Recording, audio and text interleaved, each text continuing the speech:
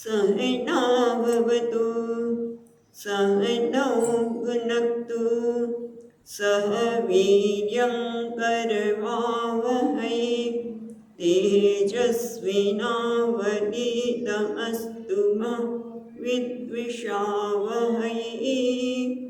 ॐ शान्ति शान्ति शान्तिः।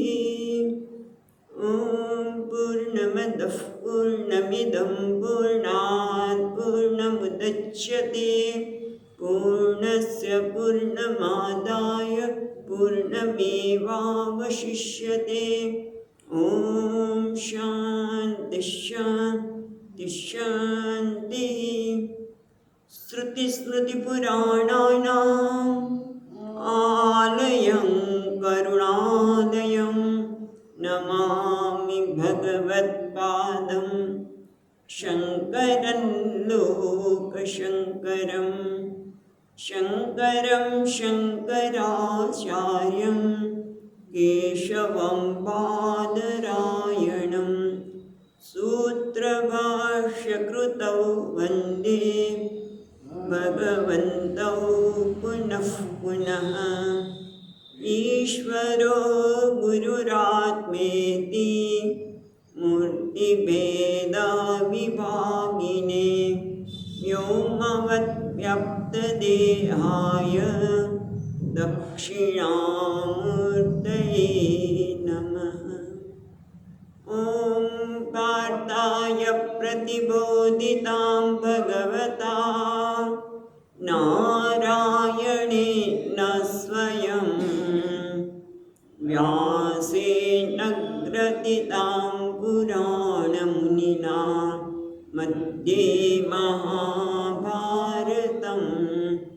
अद्वैतामृतवर्षिणीं भगवतीम् अष्टादशाध्यायिनीम् अम्ब त्वामनुसन्ददामि भगवद्गीते भवद्वेषिणीम्।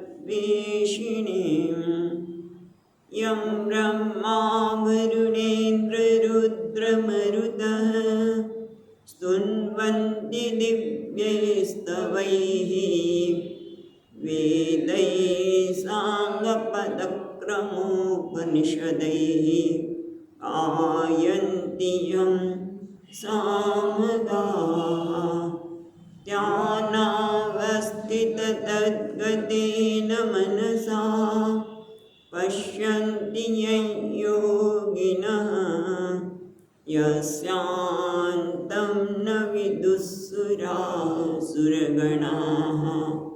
देवाय तस्मै नमः।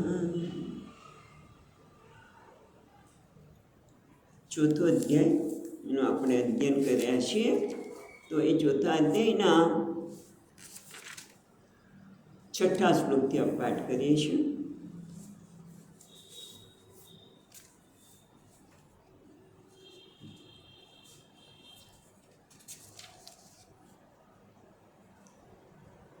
अजोऽपि सन्नव्ययात्मा अजोऽपि सन्नव्ययात्मा भूतानामीश्वरोऽपि सन् नामीश्वरोऽपि सन् प्रकृतिं स्वामधिष्ठाय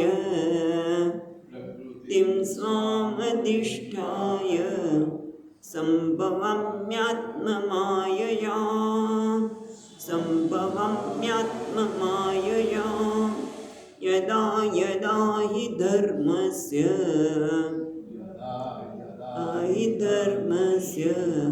ग्लानिर्भवति भारत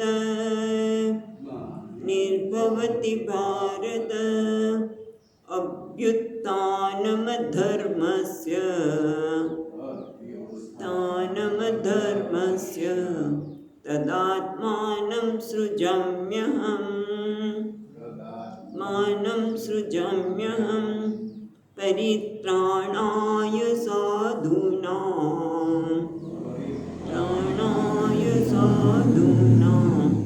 विनाशाय च દુષ્કૃતાં વિનાશાય ચ દુષ્કૃતાં ધર્મ સંસ્થાપનાર્થાય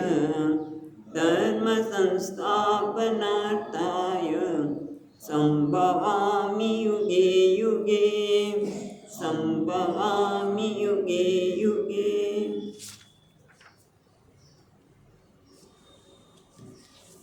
તો આપણે જોઈએ છીએ કે પ્રમાણે ચોથા અધ્યાયની આમ જોવા જઈએ તો આવશ્યકતા જ નથી. બીજા અને ત્રીજા અધ્યાયમાં બધી જ વાત થઈ ગઈ છે. છતાં ચોથા અધ્યાયનો પ્રારંભ ભગવાન જ કરે છે. શા માટે? તો કે આ જ્ઞાન કોઈ સામાન્ય નથી. મેં તને અર્જુનને જ્ઞાન આપ્યું છે કે આપણે બધાને, કે આ કોઈ જ્ઞાન સામાન્ય નથી. કેવી મોટી પરંપરાથી આ આવી રહ્યું છે. આ ભગવાન કહે છે આ જ્ઞાન મેં વિવસ્વાનને આપ્યું. સૃષ્ટિના પ્રારંભમાં મેં આ વિવસ્વાન સૂર્યને આપ્યું અને એને એના પુત્રને આપ્યું, મનુને એને ઈક્ષ્વાકુને આપ્યું. આમ આખી પરંપરા ચાલતી આવી છે. એવમ પરંપરા પ્રાપ્ત ઇમમ રાજસ્વ વિધ રાજા પણ હતા અને ઋષિ હતા. બધા રાજાઓએ પણ આ જ્ઞાન પ્રાપ્ત કર્યું છે. અને આપણે જોયું છે બૃહદારણ્યક ઉપનિષદમાં રાજા પાસે પણ ઋષિઓ ગયા છે. અને પછી લાંબા કાળના આ જ્ઞાન છે એ નષ્ટ નથી થયું, પણ નષ્ટ એટલે નષ્ટ પ્રાય થઈ ગયું. કારણ કે જ્ઞાનનો નાશ ન થઈ શકે. અને એટલા માટે ભગવાન કહે છે કે આ જ જ્ઞાન હું તને મારો ભક્ત અને સખા હોવાથી આ રહસ્યમય જ્ઞાન મેં તને કહ્યું છે. આટલી વાત જોઈએ. આ વાત કરી એટલે તરત જ અર્જુને કહ્યું, અને બધાને થાય. અર્જુને તો આપણા માટે પ્રશ્ન કર્યો છે કે અપરમ ભવતો જન્મ પરમ જન્મ વિવસ્વત. એ ભગવાન, તમે એમ કહો છો કે મેં આ જ્ઞાન વિવસ્વાનને આપ્યું, પણ તમારું જ્ઞાન તો અપરમ એટલે હમણાં જ થયો છે. અને પરમ જન્મ વિવસ્વત એટલે સૃષ્ટિના પ્રારંભમાં પૂર્વમ સ્વર્ગાદૌ એમની ઉત્પત્તિ તો આપણે સૃષ્ટિના પ્રારંભમાં થઈ અને તમારી તો હમણાં વસુદેવના ઘરે થઈ. તો આ કેવી રીતે બની શકે કે તમે આ જ્ઞાન અમને આપ્યું છે? એટલે હવે ભગવાન પોતે અવતારની વાત કરે છે. એટલે આપણે પણ અવતારને સ્વીકાર કરે છે. એની પાછળના ઘણા કારણ છે, પણ અહીંયા તો ભગવાન કહે છે કે બહુની મે વ્યતીતાની જન્માની તવ ચાર્જુન તાન્યહમ વેદ સર્વાણી નત્વમ વેત્થ પરંતપ. અર્જુન, મારા ને તારા ઘણા જન્મ વીતી ગયા. ભગવાન એ જન્મ શબ્દ વાપરે છે, પણ ખરેખર તો ભગવાનનો અવતાર છે. જ્યારે ભગવાને પૃથ્વી પર શરીર ધારણ કર્યું છે ત્યારે એ અવતાર છે. પણ અહીંયા ભગવાન કહે છે મારા અને તારા અનેક જન્મ થઈ ગયા, પણ તું બધાને જાણતો નથી. કારણ કે તું જીવ છે અને જીવને એક મર્યાદા છે. એને પૂર્વજન્મનું યાદ રહેતું નથી, કારણ કે એની બુદ્ધિની મર્યાદા છે. એના બુદ્ધિ ઉપર એક આવરણ આવેલું છે. આવરણ અને વિક્ષેપ અજ્ઞાનના કારણે એને પૂર્વજન્મનું કશું જ યાદ રહેતું નથી. જ્યારે ભગવાન કહે છે હું કેમ જાણું છું? કારણ કે હું નિત્ય શુદ્ધ બુદ્ધ મુક્ત છું અને એ જ્ઞાન મારું ક્યારે પ્રતિબદ્ધિત થતું નથી. હું નિત્ય શુદ્ધ બુદ્ધ મુક્ત છું. એ જ્ઞાન ક્યારે એના પ્રતિબદ્ધ થતું નથી, એના પર આવરણ આવતું નથી. એટલે હું દેહ ધારણ કરું છું ત્યારે પણ ભગવાન કહે છે મને બરોબર યાદ રહે છે કે હું નિત્ય શુદ્ધ બુદ્ધ મુક્ત છું. કારણ કે માયાના આવરણમાં આવી શકતો જ નથી. માયા મને કઈ રીતે પ્રભાવિત કરી શકે જ નહીં. જ્યારે બધા અર્જુન હોય કે બીજા બધા નિત્ય શુદ્ધ બુદ્ધ મુક્ત સ્વભાવ જ છે, પણ થાય છે શું? અજ્ઞાનના કારણે આવરણ આવી જાય છે. પોતાના જ્ઞાનનું એને યાદ રહેતું નથી અને એના કારણે મર્યાદિત જીવ જ્ઞાન શક્તિ ધરાવે છે અને એટલા માટે એને બધું યાદ રહેતું નથી. એટલે આમ તો આપણે કીધું સારું છે, પણ જીવ છે એ એનો જન્મ કર્મને આધારે છે. ભગવાનનો જન્મ કર્મના આધારે નથી. ભલે એમ કહેતા હોય કે મારા તારા અનેક જન્મ થયા, પણ ભગવાન જન્મ કરી લે છે ત્યારે, અવતાર ધારણ કરે છે ત્યારે, શરીર ધારણ કરે છે ત્યારે પણ પોતે નિત્ય શુદ્ધ બુદ્ધ મુક્ત સ્વભાવ છે. કારણ કે પછીના શ્લોકમાં કહ્યું ને કે મને બધું યાદ રહે છે. એનું કારણ શું છે? કારણ કે મારું સ્વરૂપ શું છે ભગવાન બતાવે છે. અજોપી સન અવ્યયાત્માપી સન, છઠ્ઠો શ્લોકમાં કહે છે અજોપી સન અવ્યયાત્માપી સન ભૂતાનાપી સ્વરૂપી સન. હું કોણ છું? તો અજન્મા, એટલે અજન્મા છું અને જન્મ રહિત જ છું, છતાં અજોપી સન અવ્યયાત્માપી સન, હું અવ્યય છું. અવ્યયનો અર્થ આપણે જોયું હતું એ પ્રમાણે અહીંયા શંકરાચાર્ય મહારાજ કહે છે ટીકામાં કે અવ્યય એટલે અક્ષીણ જ્ઞાન શક્તિ સ્વભાવો બી. અવ્યય એટલે જેનો વ્યય નથી થતો, જેનો નાશ થતો નથી, જેનો ઘટાડો થતો નથી. ક્યાં? તો કે જ્ઞાન શક્તિ, અક્ષીણ જ્ઞાન શક્તિ સ્વભાવ. મારી જ્ઞાન શક્તિ ક્યારેક ક્ષીણ થતી જ નથી. એટલે જ મને બધું યાદ રહે છે. ગયા જન્મમાં શું કર્યું હતું એ બધું જ, જે તને નથી યાદ આવે. અને એટલું જ નહીં, ભૂતાના ઈશ્વરૂપી સન, પ્રાણી માત્રનો ઈશ્વર છું, બધાનું શાસન કરું છું. પણ કેવી રીતે? સ્વામીજી મહારાજ હંમેશા કહે કે જ્યારે શાસન કરવાની વાત આવે ત્યારે શું એને દંડ ધારણ કરવો પડે છે? તું બરાબર બેસ, તું આમ કર, તું આમ કર, એવું એને નથી કરવું પડતું. એટલે આપણા સ્વામીજી અમદાવાદ સ્વામીજી મહારાજ પણ કે શિબિરમાં આવ્યા હોય તો બધાને કંઈક કહેવાનું થોડું હોય, બધા મેચ્યોર છે. એટલે એ શાસન કરવાનું કામ કે દંડથી નથી, પણ જો દંડ લઈને શાસન કરવાનું હોય તો ભગવાન થાકી જાય. ભલે ખાલી પકડી રાખવાના આવે તો કેટલા સમય વીતી ગયા, કેટલા યુગો વીતી જાય, તો ક્યારેક તો એમને થાક લાગે, શ્રમ લાગે. એમને પણ થાય કે હવે આમાં રાજીનામું આપી દો. જો દંડ લઈને શાસન કરવાનું હોય પણ તો શેષ થયા બસ હોતા છે મહારાજ. અને બધું જ સન્નિધિ માત્રથી પોતે બધાના ઈશ્વર છે, શાસન કરી રહ્યા છે. બધાના કર્મ પ્રમાણે ફળ પણ મળી રહ્યું છે. બોલો, સર્વજ્ઞ છે, સર્વશક્તિમાન છે, બધું છે. ઈશા ભૂતાનામ ઈશ્વરોપી સન, હું પ્રાણી માત્રનો ઈશ્વર પણ છું, અજન્મા પણ છું. અને છતાં બીજી રીતે માગે છે પ્રકૃતિ સ્વામધિષ્ઠાય, પણ છતાં હું મારી પ્રકૃતિને સ્વામ પ્રકૃતિ અધિષ્ઠાય, એને અધિષ્ઠાય એટલે એને મારા કાબૂમાં રાખીને એનાથી હું સ્વતંત્ર છું. અધિષ્ઠાય એને અધિષ્ઠાન બનાવીને સંભવામી આત્મમાયા, આત્મમાયા મારી માયાને વશમાં કરીને, મારી પ્રકૃતિને અધિષ્ઠાત કરીને, અને માયા પ્રકૃતિ બને એક થયું એને સંભવામી, સમ્યક ભવામી. આપણે શું છે, કર્મના આધારે આપણો જન્મ થાય. જે પ્રકારના કર્મ કર્યા હોય એ પ્રકારનું શરીર મળે. ભગવાનને કર્મ પ્રમાણે શરીર નથી મળતું, જે તે સમયે જે પ્રકારની આવશ્યકતા હોય એ પ્રકારનું શરીર ધારણ કરે. જ્યારે હમણાં ભાગવતમાં વાંચ્યું આપણે કે મનુને શત્રુપા કહે છે બ્રહ્માજીને કે તમે કોઈ પૃથ્વીનું પાલન કરીએ, પણ અમે આ બધા પ્રજાનું પાલન કરવાનું કહો છો, પણ પૃથ્વી દેવી તો છે નહીં, રસાદાળમાં છે, હિરણાક્ષ લઈ ગયો છે. તો પછી શું કર્યું? ભગવાને કયું રૂપ ધારણ કર્યું? કયા કર્મને આધારે રૂપ ધારણ કર્યું? કોઈ કર્મ નથી. કારણ કે જરૂરિયાત એવી હતી કે વરાહ રૂપ લઈને જ પૃથ્વી ઉપર લાવો અને હિરણાક્ષની સાથે લડાઈ કરવાની હતી માટે. એટલે ટૂંકમાં સંભવામી, હું સારી રીતે હું જન્મ ધારણ કરું છું. સંભવામી અને કેવું? આત્મમાયા, મારી માયાને લીધે. અને માયા શું કરે? માયાનું કાર્ય શું છે? માયા કોને કહેવાય? અઘટિત ઘટના પટીયસી સમાયા. જે અઘટિત ઘટના છે, જે ઘટના ઘટી શકે જ નહીં એને બતાવો એનું નામ માયા.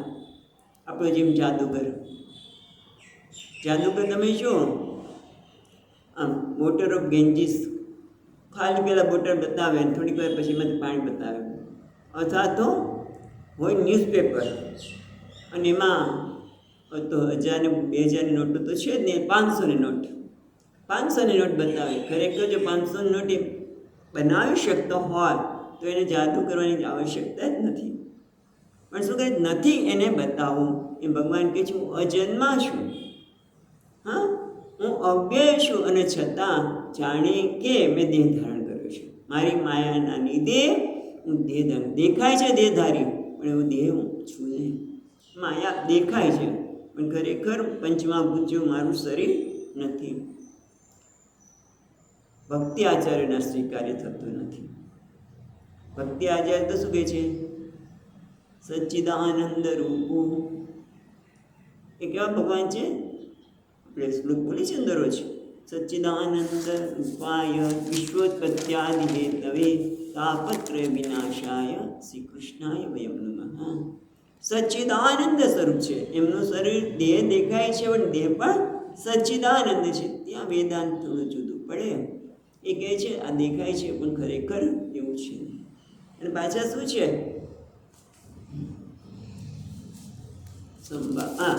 અને પાછા એ ભગવાન છે.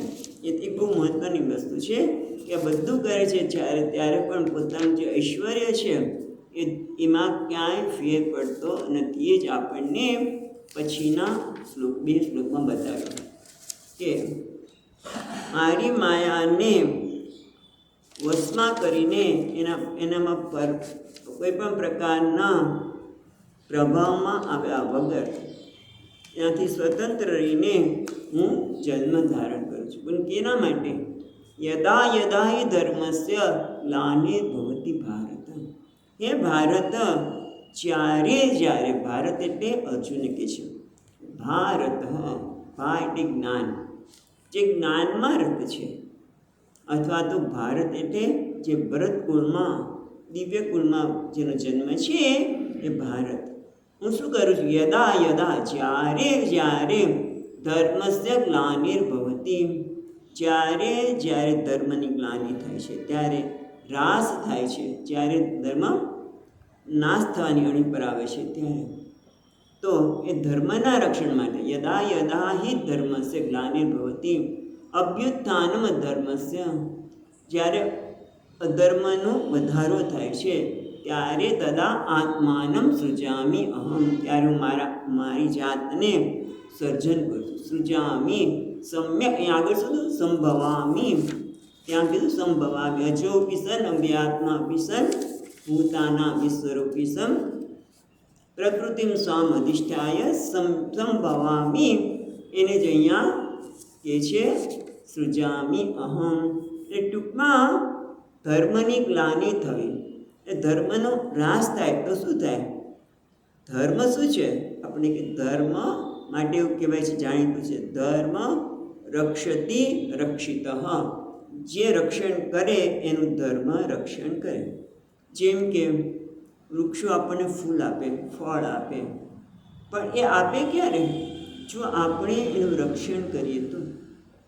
એને દરરોજ પાણી, ખાતર વગેરે જે કંઈ આવશ્યક હોય, જેટલા પ્રમાણમાં આવશ્યક હોય, દરરોજ પાણીની આવશ્યકતા ન પણ હોય અને આપણે તો પાણી આપ્યા જ કરીએ તો પણ નકામું. એટલે રક્ષણ, જ્યારે જે પ્રકારના રક્ષણની આવશ્યકતા હોય એ પ્રમાણે રક્ષણ કરીએ તો આપણું રક્ષણ થાય. જેમ કે જે નિયમ છે ને, દુનિયામાં નિયમ જ છે કે જેનું તમે પોષણ કરો, જે તમારું પોષણ કરતું હોય, જે તમારું પોષણ કરતું હોય એનું પોષણ કરવું જોઈએ. જેમ કે મધર ડે ઉજવાય, અથવા તો મા છે એ બધા એનું પોષણ કરે. મા છે કે સ્ત્રી છે, બધાને જમાડે, ધ્યાન રાખે. પણ પછી આપણે એને ક્યારે પૂછીએ જ નહીં કે ભાઈ તારા માટે રહ્યું છે કે નહીં. એણે એટલું સરસ બનાવ્યું હોય જે આપતી જ જઈએ, એવું પણ હોય. એનું પણ આપણે રક્ષણ કરવું જોઈએ. ધર્મ એટલે અહીંયા પણ કહે છે જ્યાં ધર્મની ગ્લાનિ થાય છે ત્યારે એ ગ્લાનિ થવાનું કારણ શું છે? તો એવું છે કે જ્યારે વ્યક્તિ ધર્મનું પાલન કરે ત્યારે એ પુણ્ય કર્મ છે અને એના કારણે સંપત્તિ પ્રાપ્ત થાય, સમૃદ્ધિ પ્રાપ્ત થાય. ધર્મથી બે પ્રકારની સમૃદ્ધિ પ્રાપ્ત થાય. એક છે અભ્યુદય અને બીજી છે નિશ્રેયસ. અભ્યુદય એટલે ભૌતિક સંપત્તિ. ધર્મનું જે પાલન કરતા હોય અને ત્યાં ભૌતિક સંપત્તિ પણ ખૂબ જ હોય. અને બીજી છે નિશ્રેયસ એટલે કે આધ્યાત્મિક સંપત્તિ, મોક્ષ પ્રાપ્ત કરવાવાળી સંપત્તિ. પણ તમે જુઓ કે મોટાભાગના લોકો અભ્યુદય ભૌતિક સંપત્તિમાં જ રસ હોય છે. કેટલાક એવા હોય કે જેને નિશ્રેયસની જરૂર લાગે કે ના, મારે મનુષ્ય જીવન મળ્યો છે, મોક્ષ પ્રાપ્ત કર્યું છે, પણ ભૌતિક સંપત્તિ પણ પ્રાપ્ત થાય. તમે ધર્મને બદલે અધર્મથી પણ મેળવી શકો, એવું કંઈ નથી. માણસ મેળવતા હોય છે આજે, અધર્મથી ખૂબ સંપત્તિ પ્રાપ્ત કરે, પણ એ ધર્મથી આવેલી સંપત્તિ જે સુખ અને શાંતિ આપે એ અધર્મથી આવેલી આપી શકે જ નહીં. આ હકીકત છે. તમે જો ખૂબ પૈસો હોય, પરિવારમાં સુખ ન હોય, શાંતિ ન હોય, એટલે કે એકબીજા માટે આદર ન હોય, પ્રેમ ન હોય, તે સંપત્તિનો શું કહેવું? એટલે કહેવાનો અર્થ એ છે કે ધર્મથી પ્રાપ્ત થયેલી સંપત્તિ જ માણસને સુખ અને શાંતિ આપે. પણ એ સંપત્તિ આવે એટલે ભોગ આવે, પછી ભોગ માટે આકર્ષણ જન્મે, એટલે શું થાય? અધર્મનું ઉત્થાન થાય. અધર્મ વધવા માંડે ધીમે ધીમે. પછી એક ભોગ આવ્યા, ભોગમાં રસ પડ્યો પડે, પછી શું થયું? એનું જીવનનું જે ધર્મ હતો એને બદલે કામ, અર્થ અને કામ, અને પછી ગમે તે ભોગે આવે એટલે અધર્મનો વધારો થાય. ત્યારે ભગવાન કહે છે, હું મારી જાતને પ્રગટ કરું છું, સૃજામી, હું મારી જાતને પ્રગટ કરું છું, અવતાર ધારણ કરું છું. પણ એ વખતે પણ ભગવાન પોતે, ભગવાન કોને કહેવાય? ભગ અસ્ય ઇતિ ભગવાન. ભગ છ પ્રકારના ઐશ્વર્ય પૂર્ણ માત્રામાં હોય એને ભગવાન કહેવાય. કયા છે? ઐશ્વર્ય શ્રી, લક્ષ્મી, વૈરાગ્ય, જ્ઞાન, ધર્મ, યશ, આ બધું પૂર્ણ માત્રામાં હોય ભગવાન. એટલું જ નહીં, ભગવાન કોને કહેવાય? જે લોકોના આગતિમાં ચ વ્યક્તિ, જીવનની ગતિ અને આગતિ, એનું કયા પ્રકારની ગતિ થશે, એનું પછી શું આપવું, એના પહેલાંના પૂર્વજોના કેવા કર્મ હતા, બધું જાણે છે. આવા ભગવાન, એ અહીંયા આવતાની વાત કરે છે, બીજી કોઈ વાત નથી થતી. કારણ કે આપણે ગુરુજી હોય એને આપણે ભગવાન કહેતા હોય, ભગવાન તરીકે માનતા હોય, પણ એમાં અમુક પ્રકારનું થોડુંક ઐશ્વર્ય હોય.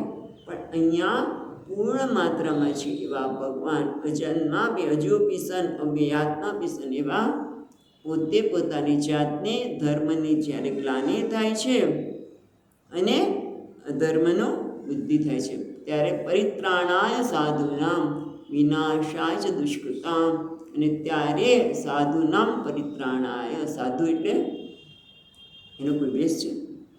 સાધુ કોને કહ્યું? કે આ કલરના કપડાં પહેર્યા એ સાધુ ના. સાધુ એટલે જે ધર્મના માર્ગે ચાલે છે.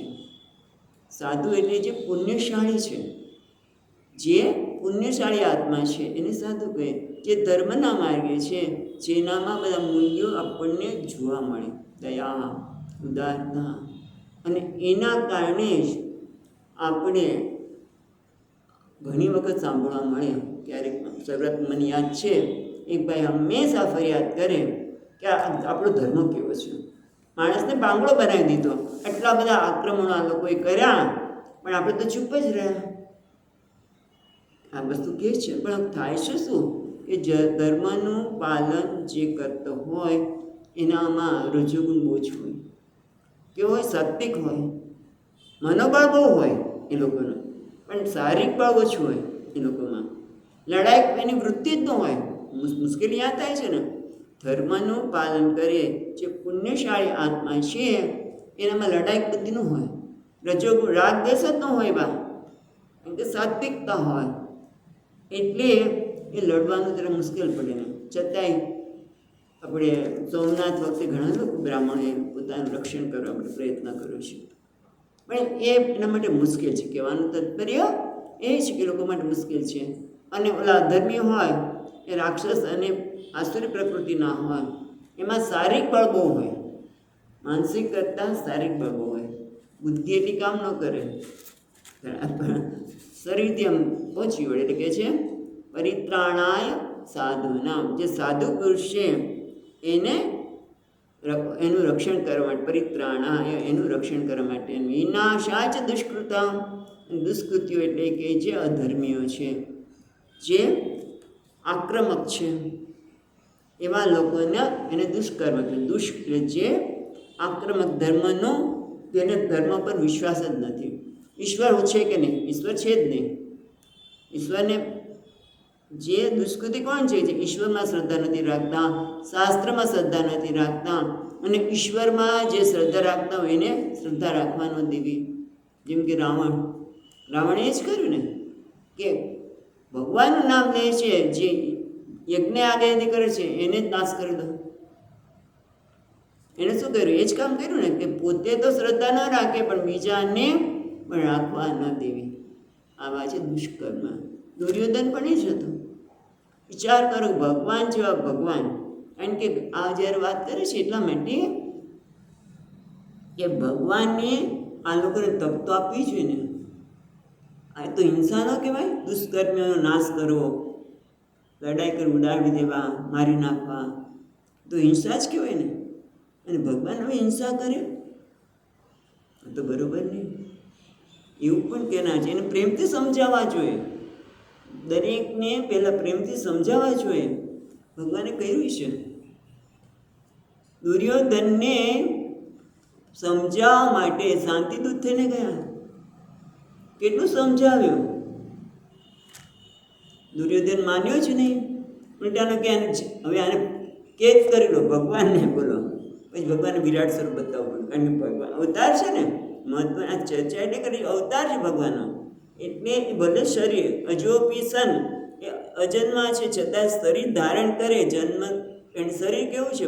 એ શરીર એને મર્યાદિત નથી બનાવતું. જરૂર પડે ત્યારે પોતાનું ઈશ્વર પ્રગટ કરે છે. અને એવી રીતે રાવણે કેટલી વાર સમજાવ્યા. એવું કહે છે મંદોદરી, આપણે તો સુંદરકાંડમાં 2 વખત જોયું. મંદોદરી, બીજા બધા કેટલાય, હનુમાનજી, કોઈ નોલો કોણ, અંગદ તો બરોબર. અને એ સિવાય જે દૂત બનીને આપણે આવ્યો હતો એને સમજે. વિભીષણ બરાબર, અંગદ પણ નહીં, પણ જે આપણે વિભીષણ જ્યારે ત્યાં ગયા ત્યારે એની પાછળ જે આવે તો એને પણ બધાએ કહેવાય છે 19 વખત રાવણને લોકોએ સમજાવ્યું કે આ તું ખોટું કરે છે, તું કોની સ્ત્રીને લાવે છે, પાછી આપી દે. માન્ય છે, કારણ કે તમે આવા લોકો એવા હોય છે દુષ્કર્મી કે જે સાંભળવા તૈયાર નથી કોઈનું. હું જ સાચું, એ પોતાની જાતને સાચું માને છે. અને એટલા માટે ભગવાન કહે છે કે આ લોકોનો નાશ કરે. ધર્મ સંસ્થાપનાર્થાય સંભવામી યુગે યુગે. યુગે યુગે એટલે જ્યારે જરૂર પડે છે ત્યારે સમ્યક ભવામી, હું મારી જાતને પ્રગટ કરું છું. એટલે શું કહેવા માગીએ છીએ? અવતાર.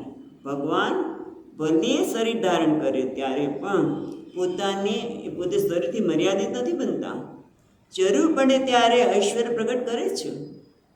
રામા અવતારમાં ઘણી વાર કર્યું છે. નાના હતા ત્યારે જ માં ભગવાનને જમાડે છે, ત્યારે પોતે હવે બેસી જાય જમવા. માં કેવું ક્યાં છે? તો જોવે તો ઓલા પ્રાણામાં, થોડીક વાર જોતો અહીંયા. એટલે એવા વાર ક્યાંક એમણે પરચા બતાવ્યા છે, પણ મર્યાદા પુરુષોત્તમ તરીકે હતા ને. પણ એ જ કૃષ્ણ અવતારમાં તો નાના હતા ત્યારથી જ પોતાનો ઈશ્વર બતાવ્યો છે. બતાવ્યું છે નાનપણથી જ 6 દિવસના હતા ત્યાંથી જ પૂતનાથી શરૂ કર્યું. મહારાજે કેવા કેવા રાક્ષસોને મારી શક્યા. એક સામાન્ય શરીર ધારણ કરીને આ બાળક કોઈ કશું કરી ન શકે, પણ એ કરી શક્યા. બતાવે છે કે એ અવતાર છે. અને ધર્મ સંસ્થાપનાર્થાય, પોતે ભલે શરીર ધારણ કરે ત્યારે પણ ધર્મનું પાલન કરવા માટે. એટલે મહત્વની વસ્તુ છે. આપણી ચર્ચા એટલે કરીએ છીએ કે ભગવાને આ જે શરીર ધારણ કરે છે ત્યારે પણ પોતે ભગવાન છે. એટલે ભગવાન કહે છે અર્જુનને કે આ બધું જ અત્યારે તને શરીર દેખાય છે એ તો મારો અવતાર છે. હું આત્મમાયા, મારી માયાને વશમાં કરીને આ શરીર ધારણ કરું છું. એટલે કે મારું જે આ જ્ઞાન છે કયું છે? ઈશ્વરનું જ્ઞાન છે, કોઈ મનુષ્યનું જ્ઞાન નથી. આ બધી ચર્ચા કરવા પાછળ તો શું છે કે ભગવાન પોતે, નારાયણ પોતે જ આ જ્ઞાન આપી રહ્યા છે. અને મહત્વની વસ્તુ એ છે કે વેદ ઈશ્વરના સંદર્ભમાં, આત્માના સંદર્ભમાં, જે બ્રહ્મના સંદર્ભમાં કોઈ જ્ઞાન કોઈ પણ વસ્તુ દ્વારા આપણને જ્ઞાન મળી શકે નહીં. કારણ કે આપણી ઇન્દ્રિયોની મર્યાદા છે, બુદ્ધિની મર્યાદા છે. અને આપણી પાસે જે જ્ઞાન પ્રાપ્ત કરવાના સાધનો છે ને, એના 6 પ્રમાણ છે: પ્રત્યક્ષ, અનુમાન, અર્થાપત્તિ વગેરે. એના દ્વારા પણ પરમાત્માને જાણી શકાય નહીં. તો ક્યાંથી જણાય? તો કે વેદ દ્વારા. યસ્ય નિશ્વસિતો બ્રહ્મ, મહતો નિશ્વસિતો બ્રહ્મ, જે પરમાત્માના નિશ્વાસમાંથી એટલે કે સહજતાથી આ વેદ સરી પડ્યા છે. એટલે આપણે વેદને પ્રમાણ માનીએ છીએ. જેમ આંખને પ્રમાણ માનીએ, શેના માટે? રૂપ માટે. કોઈ એમ કહે કે ના કલર, આ કલર પીળો છે, પણ કોઈ લાલ કલર છે, કેવું સરસ મેં લાલ મજાને બનાવ્યું બેને, કોઈ માનવાના છે? ના, કારણ કે મારી આંખ કહે છે કે આ પીળો કલર છે, એ મારા માટે પ્રમાણ છે.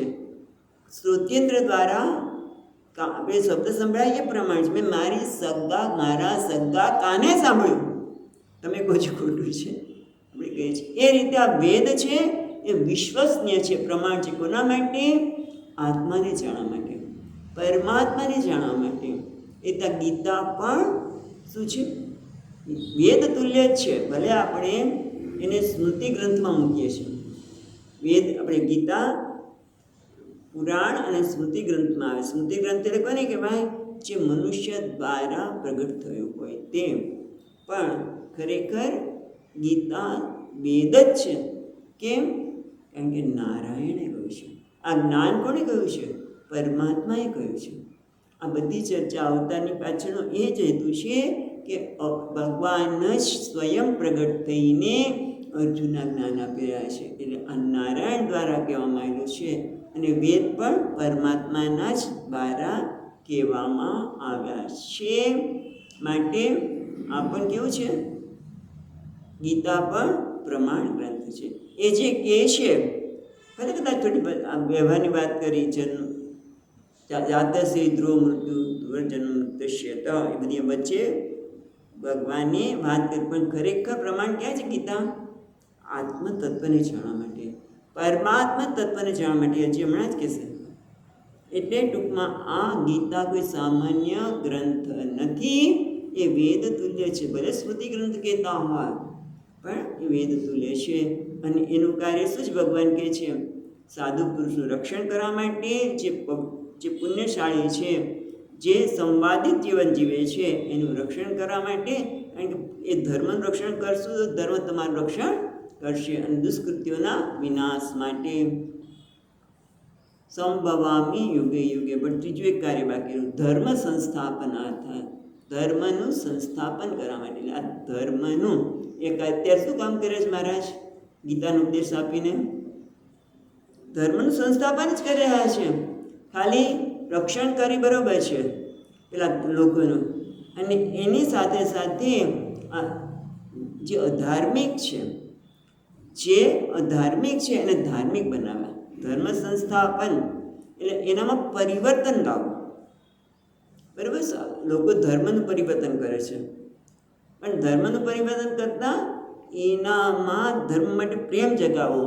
એને આપણા સ્વામી બધી વાત થાય છે કે એટલે સ્વામીજી કહે કે આ બધાને આ લોકોને કહે છે, હમણાં મેં સાંભળવા મળ્યું કે એ બાજુ આપણે ગોધરાથી આગળ બધા ગામડાઓમાં દરરોજ 5,000 જેટલા લોકોને ક્રિશ્ચિયન ધર્મ બતાવે છે. કેમ કે જો આમાં તમારે સાહેબ બનવું છે, તમારા છોકરાને સાહેબ બનાવવાના છે, તો અમારા ધર્મમાં આવ્યું છે. પણ એનાથી કંઈ ન થાય. મહત્ત્વની વસ્તુ તો એ છે કે એને ધર્મનું મહત્ત્વ સમજાય, ધર્મનું પાલન કરતાં શીખાય તો જ એ થાય. એટલે ધર્મ સંસ્થાપના એને જ્ઞાન આપવું પડે, અને ભગવાન શું છે, ભજન કે એ બધા દ્વારા એના પરિવર્તન આવે. ધર્મ બારા પરિવર્તન લાવવા માટે અધર્મીઓને જે શાસ્ત્ર માટે વેદ માટે ગીતા માટે જેને શ્રદ્ધા નથી એમાં શ્રદ્ધા જન્માવી. એનું નામ છે ધર્મ સંસ્થાપનાર્થાય ભગવાન કહે છે સંભવામી યુગે યુગે. હવે આગળ કહે છે 9મા શ્લોકમાં જન્મ કર્મ ચ મે દિવ્યમ કર્મ ચ મે દિવ્યમ એવં યો વેત્તિ તત્વતઃ એવં યો વેત્તિ તત્વતઃ त्यक्त्वा देहं पुनर्जन्म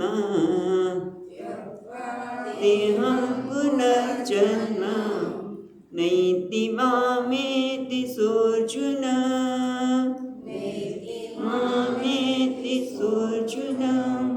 ભગવાન કહે છે જન્મ કર્મ ચ મે દિવ્યમ એવં યો વેત્તિ તત્વતઃ. હે અર્જુન, મારો જન્મ અને કર્મ બંને કહેવાય છે દિવ્યમ, અપ્રાકૃત છે, પ્રાકૃત નથી. એવમ યો વેત્તિ તત્વતઃ, જે તત્વતઃ એની જે યથાવત, જે મેં મારી વાત કરી એ રીતે તત્વતઃ એ તત્વેન યથાવત જે તે કહેવામાં આવે છે તે કે મારું દેહ, આ દેહ છે એ પણ શેના માટે છે? પરિત્રાણાય સાધુના વિનાશાય દુષ્કૃતા.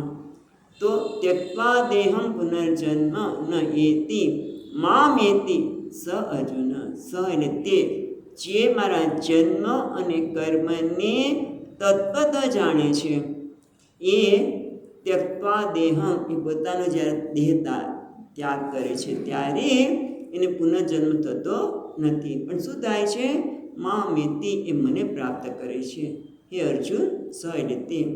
આપણે વિચાર કરીએ તો કે છે જન્મ નિત્ય સિદ્ધ છે એવ મમ સચ્ચિદાનંદ ધન. હું કેવો છું? આગળ વાત કે અજોપી સન અવ્યયાત્માપી સન. આ મારું જન્મનું કારણ છે. હું અજન્મા છું, સચ્ચિદાનંદ સ્વરૂપ મારું છે, નિત્ય સિદ્ધ છું, નિત્ય શુદ્ધ બુદ્ધ સ્વરૂપ છું. હું હંમેશા રહેવાવાળો છું. જન્મ ક્યારે થાય? પેલા નહોતા અને પછી આવ્યા. પણ જે નિત્ય સિદ્ધ છે, જે હંમેશા છે, નિત્ય સિદ્ધ સચ્ચિદાનંદ સ્વરૂપ છે. લીલયા, હું લીલાથી એટલે માયા વશમાં કરીને આત્મમાયા સૃજામ્યહમ. અને શેના માટે? એટલે કે માયાને વશમાં કરીને ધર્મ સંસ્થાપને જગત પરિપાલનમ. હું ધર્મનું સંસ્થાપન કરવા માટે ધાર્મિક જે લોકો છે, જે સાધુ પુરુષ છે, સાધુ પુરુષ એટલે કોણ? જે ધર્મનું પાલન કરે છે, જે પુણ્યાત્મા છે, જેનું જીવનમાં સંવાદિતા છે, જેના જીવનમાં મૂલ્યો છે, એવા લોકોનું એવા લોકો પરિત્રાણાય સાધુના અથવા તો ધર્મ સંસ્થાપનાર્થાય અને જગતનું પરિપાલન કરવા માટે હું જે નિત્ય શુદ્ધ છું એ હું જન્મ લઉં છું. અને કર્મ કર્તુમ અશક્યમ ઈશ્વરસ્ય અસાધારણત્વમ. અને તમે જો કર્મ પણ હમણાં જ જોયા, કર્મ કેવા છે? મારા કર્મ પણ દિવ્ય એટલા માટે છે કે ખરેખર હું કોઈ પણ કર્મ કરું છું ત્યારે મારે કંઈ મેળવવાનું નથી. ત્રીજા અધ્યાયમાં ભગવાન કીધું છે મારે કંઈ મેળવવાનું છે જ નહીં. હા, શું છે? કયો શ્લોક છે ત્રીજા અધ્યાયનો? નમે પાર્થાસ્તિ કર્તવ્યમ ત્રિષુ લોકેશુ કિંચન નાનવાપ્તમ વાપ્તવ્યમ વર્તૈવ ચ કર્મણિ. બરાબર? ત્યાં પણ એને કોઈ ભગવાને કે મારે કંઈ મેળવવાનું છે જ નહીં અને છતાં હું કર્મમાં પ્રવૃત્ત છું, એટલે કે હું પૂર્ણ છું. મારા કર્મની પાછળ મારે કંઈ મેળવી લેવાનું હોય, સામાન્ય રીતે આપણે કોઈ પણ કર્મ ક્યારે કરીએ કે જ્યારે આ મેળવીને હું કંઈક સુખી થઈશ, આ મેળવીને મારામાં કંઈક વધારો થશે, અને પછી ખબર પડે આપણે કોઈ સાથે સંબંધ રાખ્યો હોય કે ભાઈ આ મોટા માણસ છે ને કામ લાગશે, પણ પછી ખબર પડી કે ભાઈ એમને તે પોસ્ટ ઉપરથી જતા રહ્યા છે તો હવે રહેવા દે, એની સાથે સંબંધ નથી રાખવો. થતો હોય છે ને આવું. હું ક્યાં સુધી કોઈની સાથે સંબંધ રાખું છું? મને કંઈક મળવાનું છે માટે જેવું ખબર પડે સંબંધ જતો રહે છે, કર્મ બંધ થઈ જાય છે. એટલે કોઈ પણ સામાન્ય જીવના કર્મ પાછળ કંઈક ને કંઈક મેળવવાનું હોય છે. એ ન મળે મેળવવા માટે જ કર્મ કરે છે. જ્યારે ભગવાનને કંઈ મેળવવાનું નથી, ભગવાનને કોઈ સ્વાર્થ સાધવાનો જ નથી, કારણ કે ત્રણેય લોકનો ઈશ્વર છે, ત્રણેય લોક એના જ છે. પછી શું મેળવવાનું રહ્યું?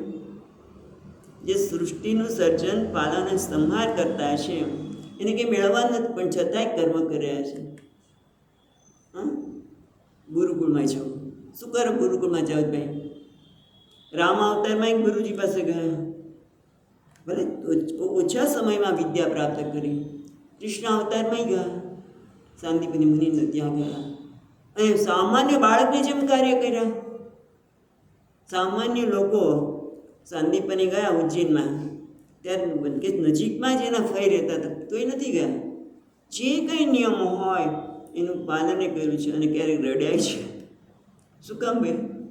મનુષ્ય અવતાર ધારણ કર્યો છે, મનુષ્ય જેવી લીલા કરી, પણ છતાં એ કર્મમાં ક્યારેય બંધાયેલા નથી. કઈ ઘટના યાદ આવે છે? રામાવતારની યાદ આવે છે.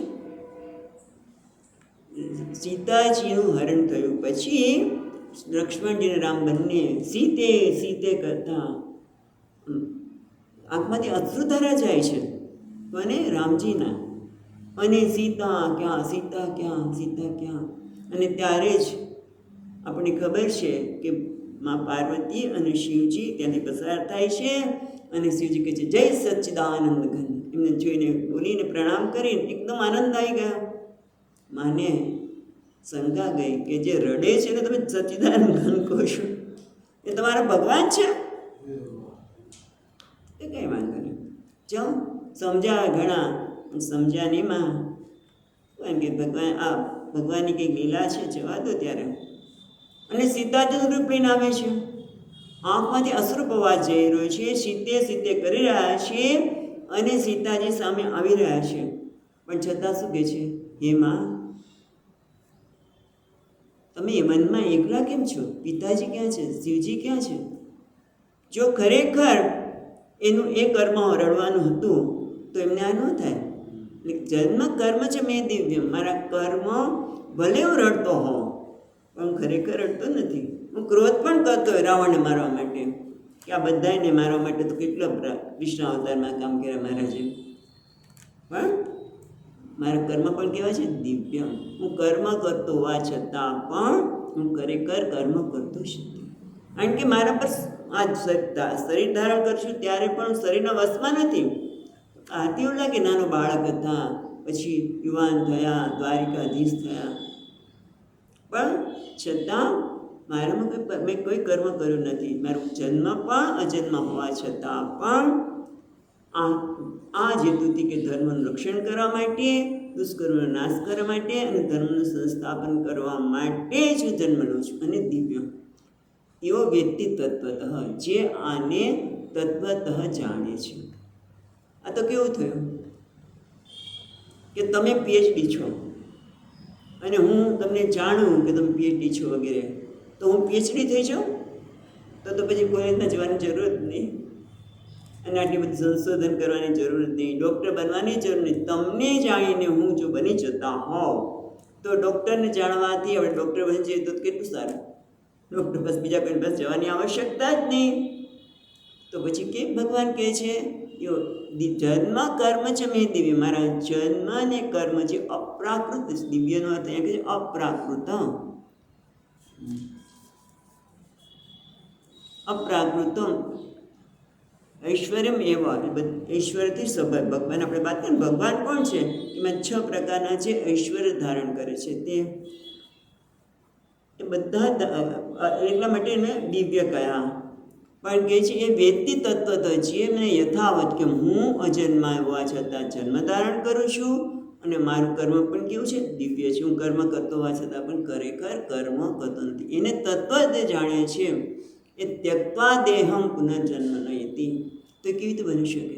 એક જ રીતે ભગવાન શેષ સાઈ વિષ્ણુ છે, સર્વજ્ઞ અને સર્વશક્તિમાન છે, એને જાણવાથી હું તો એનો જ રહેવાનો છું. પણ ભગવાને શું કીધું? જન્મ કર્મ મેં દિવ્યમ. કર્મ કહેવાય છે ભગવાન અકર્તા ક્યારે છે? જે આ શ્લોક છે ને એ આગળ 3જા અધ્યાયના છેલ્લો જો 41-42 શ્લોક એને ભગવાન અહીંયા આ રીતે મૂકે છે. જો શું છે? જો 41 શ્લોક 3જા અધ્યાયનો કાઢો એટલો યાદ રહે આપણને. 10 શ્લોક યાદ ન હોય તો. ઇન્દ્રિય પરાહ્યર્થા. જો એવું છે ને, ઇન્દ્રિયાણી પરાન્યાહુ ઇન્દ્રિય પરમ મનઃ મનસસ્તુ પરા બુદ્ધિ યો બુદ્ધે પર તસ્તુ સહ. એ જ વાત છે ને. મળ્યું કે નથી મળ્યું? ચાલો 3જો અધ્યાય કાઢો. 3જા અધ્યાયનો છેલ્લો 42મો શ્લોક, 41-42 છે ને, એમાં 42મો શ્લોક. ઇન્દ્રિયાણી પરાન્યાહુ. ત્યાં શું? ઇન્દ્રિયોથી પરાણી આહુ. હા, ઇન્દ્રિયોથી સ્થૂળ શરીર કરતાં ઇન્દ્રિયો શ્રેષ્ઠ છે, ઇન્દ્રિયો કરતાં મન શ્રેષ્ઠ છે, મન કરતાં બુદ્ધિ, અને બુદ્ધિ કરતાં જો ગુજરાતીમાં છે ને એટલે ખબર બુદ્ધિ કરતાં પણ કોણ? પછી આત્મા પરમાત્મા સર્વશ્રેષ્ઠ છે. એટલે એ જ વસ્તુ અહીંયા કહે છે કે ભગવાનના કર્મ દિવ્ય છે, એટલે કે અકર્તા છે. ક્યારે બની શકે? જ્યાં સુધી હું મારી જાતને શરીર માનું, મન કે બુદ્ધિ માનું, ત્યાં સુધી હું કેવો છું? મર્યાદિત છું. મર્યાદિત છું તો જરૂરિયાતવાળો છું. જરૂરિયાતવાળો છું તો મને કોઈ પણ ઈચ્છા જાગૃત થવાની, અને એના માટે હું કર્મ કરવાનું. કર્મ કરું એટલે સફળતા મળે તો મને જાતને હા હું સફળ છું, નિષ્ફળતા મળે તો હું નાસીપાસ થઉં, અથવા તો હું કર્મમાં સફળ થઉં તો મને કર્મ પરિવાર કરવાનું મન થાય, અને ન થાવ તો નિષ્ફળ થતું એનાથી દૂર રહેવાનું મન થાય. પણ જ્યારે હું જાણું છું કે આ શરીર તો મને આપવામાં આવ્યું છે, હું શરીર નથી, શરીર તો ક્ષેત્ર છે, એ તો ઇદમ શરીરમ કૌંતેય 13મા અધ્યાયમાં કહેશે, અને આગળ બીજા અધ્યાયમાં પણ વાત કરી કે આ શરીર તો મારા માટે દ્રશ્ય છે, હું એનો જાણકાર છું. શરીરના વિકારો મારા વિકાર છે નથી, હું શરીર નથી. આપણે તમે જો કેટલા બધી આપણે જન્મો જન્મથી આ શરીરને હું માનતા આવ્યા છીએ, અને એટલા માટે શરીરથી ઉપર ઉઠી શકતા જ નથી. પણ જે તત્વ તો જાણે છે એટલે જાણે છે કે આ શરીર હું નથી, ઇન્દ્રિયો શરીર સ્થૂળ શરીર નથી, ઇન્દ્રિયો પણ હું નથી. ઇન્દ્રિય પરાહ્યર્થા અર્થેભ્યશ્ચ પરમ મનઃ. અને એના કરતાં મન શ્રેષ્ઠ છે. મનથી પણ બુદ્ધિને પ્રકાશિત કરનાર કોણ છે? ચૈતન્ય. આત્મા એટલે કોણ? ચૈતન્ય, જે સચ્ચિત આનંદ સ્વરૂપ છે. જેમ વીજળી એક જ છે, પણ બધા જુદા જુદા સાધનમાં જ્યારે પ્રગટ થાય છે ત્યારે એ જુદી જુદી પ્રગટ થાય છે. એકમાં પ્રકાશ રૂપે, એકમાં ઠંડી રૂપે, એકમાં ગરમી રૂપે, પણ છે તો એક જ. એમ પરમાત્મા આત્મા સચ્ચિદાનંદ જ છે, પણ એ જ જ્યારે જુદા જુદા નામ રૂપમાં પ્રગટ થાય છે ત્યારે જુદા જુદા નામ અને રૂપને પ્રમાણે નામ ધારણ કરે છે, આકાર ધારણ કરે છે, અને એના કારણે જુદા જુદા કર્મ પણ એ કરશે. કારણ કે નામ અને આકારથી પોતાને મર્યાદિત માને છે. અજ્ઞાનના કારણે જ્યારે મારી જાતે મર્યાદિત માનું છું કે આ શરીર મન ને બુદ્ધિ હું જ છું, મર્યાદિત માનું એટલે પછી જરૂરિયાતવાળું થાવ, જરૂરિયાત આવે કર્મ કર્યું. પણ જ્યારે મને ખબર પડી કે હું તો સચ્ચિદાનંદ છું, ચૈતન્ય છું, પૂર્ણમદ પૂર્ણમિદમ પૂર્ણાત પૂર્ણમુદચ્યતે, હું પણ પૂર્ણ છે, આ પણ પૂર્ણ છે, આ પણ સચ્ચિદાનંદ જ છે. કારણ કે એક જ વીજળી છે, એક જ વીજળી આ બધામાં પ્રગટ થઈ રહી છે. એમ એક જ ચૈતન્ય સચ્ચિદાનંદ આ બધામાં પ્રગટ થઈ રહ્યું છે. અને એ ચૈતન્ય કોણ છે? અને પરમાત્મા જેને કહું છું એ પણ અજન્મા છે, એટલે એ પણ સચ્ચિદાનંદ જ છે. એ પણ ખરેખર જન્મ કેવું છે? દિવ્યમ. જન્મ કર્મ છે મેં દિવ્યમ. એ કર્મ કરતા કરતા દેખાતા હોવા છતાં પણ કોઈ કર્તૃત્વ એમનામાં નથી. એટલે કર્તૃત્વ નથી એટલે કર્મ કરતા નથી. એમ હું પણ શું છું? હું કર્મ કરું છું ત્યારે પણ કેવો છું? એમાં આગળ નિત્ય શુદ્ધ બુદ્ધ મુક્ત જ છું. કર્મ કરતો લાગુ ત્યારે પણ ખરેખર હું કર્મ કરતો નથી. કેમ? ઇન્દ્રિયાણી ઇન્દ્રિયાર્થે સુવર્તે વર્તન્તે નૈવ કિંચિત કરોમિતિ. એવું એ જાણે છે. ખ્યાલ આવ્યો? એ પોતાની જાતને આ રીતે જાણે છે. જેમ કે આપણે ઘણી વખત સ્વામીજીના દ્રષ્ટાંત બહુ સુંદર છે કે પેલું પેસિફિક સમુદ્રનું સમુદ્ર બધા ભેગા થાય ને ત્યાં, અને આપણું ઇન્ડિયન ઓશન ભારતીય સમુદ્ર, એનો એક નાનકડો તરંગ છે. મને હંમેશા મસ્તી મારે, રોડ સામેનો તરંગ જોયા કરે કે આટલો નાનો છે પણ એને કોઈ દિવસ મોઢા પર ચિંતા નથી. અને મને તો આવડો મોટો શું છતાં મને થાય કે ક્યારે મને કોઈ બીજું મોટું આવીને પછાડી નાખશે, મારું શું થશે? અને એક દિવસ આની પાસે જાય છે, ભાઈ તું કેમ આટલો બધો પ્રસન્ન છે? તો કે તત્વતઃ વેત્તિ, હું તમારી જાતને તત્વતઃ જાણું છું. કે જે તત્વતઃ વેત્તિ, જે મને તત્વતઃ જાણે છે એને દુઃખ રહેતું નથી. શું તત્વતઃ જાણે છે ભાઈ? તો કે જો આ સમુદ્ર કહે છે ને, ભલે ને ત્રણ તમે પેસિફિક સમુદ્ર કહો ને ઇન્ડિયન સમુદ્ર કહો, જે કહો, અરબી સમુદ્ર, હા, પણ એ સમુદ્રનું તત્વ શું છે? તો કે પાણી, H2O. ભલે હું નાનું હોય પણ છું તો પાણી છે. તમારું પણ શું છે? પાણી. અને આ સમુદ્ર પણ શું છે? પાણી, એટલે કે H2O. પાણીની દ્રષ્ટિએ જોવા જઈએ તો બધું એક જ છે. એમ ચૈતન્ય દ્રષ્ટિએ આની દ્રષ્ટિ તત્વત જાણે છે, એટલે એ ચૈતન્ય દ્રષ્ટિથી જાણે છે કે હું તો ચૈતન્ય છું. તો શું થાય? એ પરમાત્મા પણ એ ચૈતન્ય છે. તો પછી બે ચૈતન્ય હોઈ શકે? ઇલેક્ટ્રિસિટી પંખામાં ફરે છે અને એ જ આ બલ્બમાં પ્રગટ થાય છે. તો બે ઇલેક્ટ્રિસિટી છે, બીજી તો એક જ છે. એટલે કેટલા માટે કે મામ વેત્તિ, જો ત્યક્ત્વા દેહમ પુનર્જન્મ ન એતિ, એને જન્મ જ્યારે આ શરીરને છોડે છે ત્યારે એને તત્વત જાણે છે કે હું કોણ છું? ચૈતન્ય છું. એ કર્મ કર્યા જ નથી. જો કર્મ કર્યા ન હોય તો કર્મફળ ભોગવવા માટે નવું શરીર ધારણ કરવાનું આવે ન જ આવે. કારણ કે કર્મના ભોગવવા માટે શરીર મળે છે, પણ જ્યારે કર્મ કર્યા જ નથી તો ત્યક્ત્વા દેહમ પુનર્જન્મ ન એતિ, આ દેહ છોડી દે છે. કારણ કે આ દેહ તો મારો વેશ હતો, વેશ પૂરો થઈ ગયો, છોડી દીધો.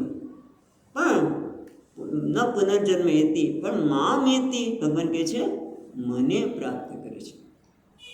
કારણ કે મને પ્રાપ્ત કરે છે ને હું ની બે એક જ છીએ, જાણે છે.